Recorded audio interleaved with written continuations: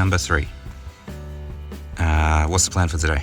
We're going to go to Port Arthur Historic Site and have a look at everything in the daytime.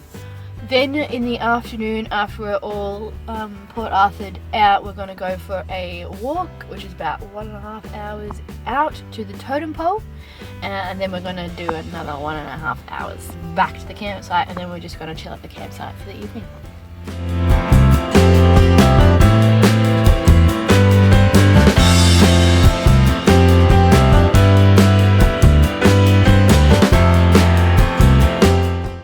Hello, we are at the Port Arthur Historic Site.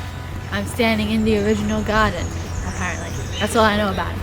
But if you look over there, there's like a penitentiary thing. We're going to try and get as much in today as possible. Our passes allow us to be here like for 2 days. So tomorrow we'll have a look at what we didn't get to today.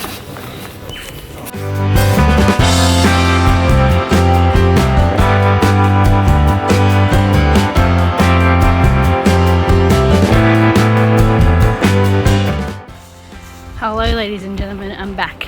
Pretty much did everything that we saw last night during the ghost tour, but during the day. So we went up, we had a look at the church, which is back there. It's another church, St. David's Church. We had a look at the most haunted house in the world, the parsonage over there. Then we had a look at this one, and the one behind me, and that one behind me there. So we looked at all of those. We walked through the garden up to the ruins of the governor's cottage, I think it's called. The garden's really beautiful, so nice. David took heaps of footage of like these giant bumblebees that we saw. These 2 bugs with their butts touching. I don't know if you got any footage of that. David's just headed off towards the car because he's got a bit of a headache, poor thing. And I was just having a look at that last doctor's house, trying to have a look at the dissection rooms underneath the house. I don't know if they were dissection rooms, to be honest.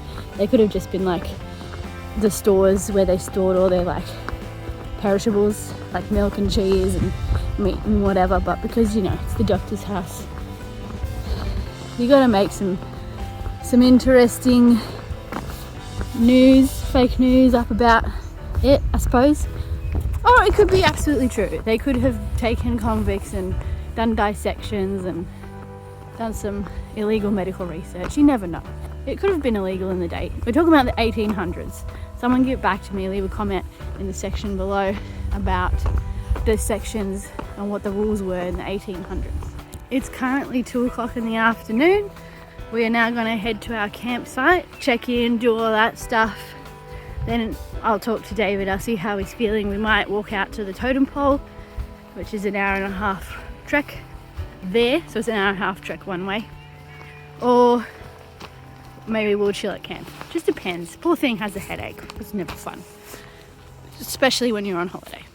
So we're here. We just got to the Fortescue Bay campgrounds. You have to pay for a national parks pass and a camping pass. Now we are going on a walk. The sign said that it was actually 4 hours return to out to where we want to go. But that's okay. It's about 3:20, so that means we'll get back at 7:20. We've got supplies. We've got a torch just in case it gets dark. We've got water. We've got our phones even though there's no signal. That's it. Wish us luck.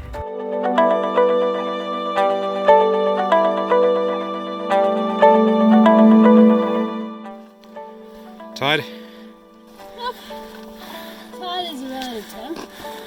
I would say that I am energized to walk up my steps. I'm very out of breath. Have you seen the video? It's beautiful.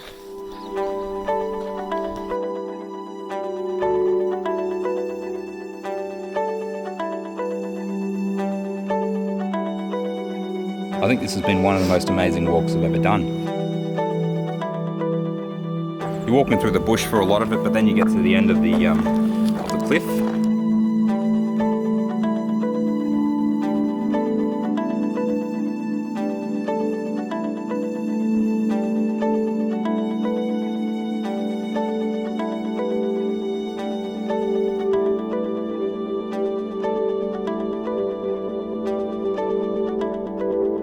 Coming down into here, and you can see all the rock face, you can see this path going through the bush. It's just incredible.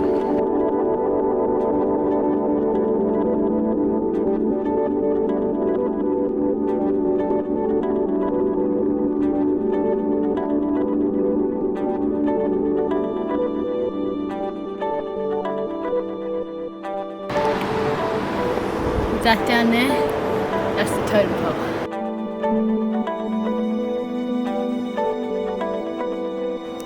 So we made it to the totem poles. Took an hour and 16 minutes, you're saying? Yeah. To get here.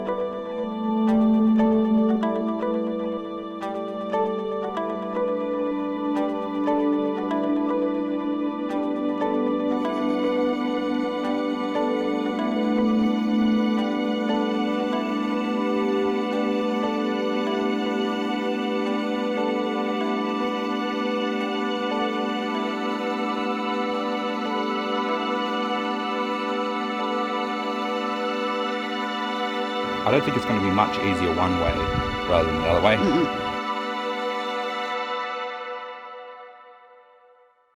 Ladies and gentlemen, we have made it out of the bush.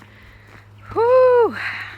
We did that in about 3 hours, actually 2 hours and 55 minutes. Smashed it. What an excellent track that was. I cannot recommend it enough.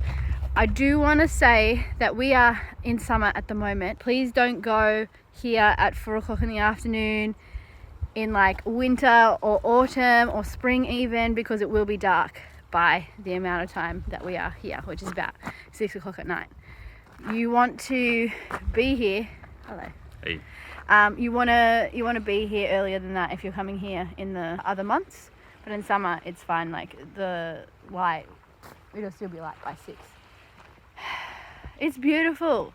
It was such an amazing, incredible experience. It's probably the best one that I've had so far on the trip, and the video footage that we have isn't going to do it justice, because you honestly, you need to come here in real life and experience it for yourself. It's an incredible experience. Also, ladies and gentlemen, I should say this walk is not for the faint of heart. There are a lot of steps, a lot of steps. So you've got to be fit, you've got to be able to climb steps. I know that David and I are going to be real sore tomorrow, because we're real sore right now. So keep that in mind as well before you go on this walk.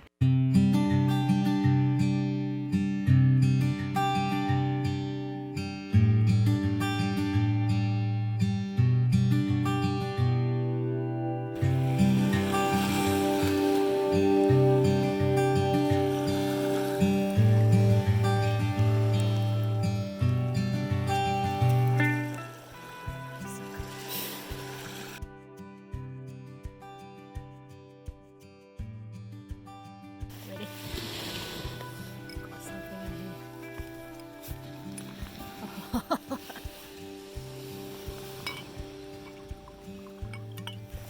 Cheers.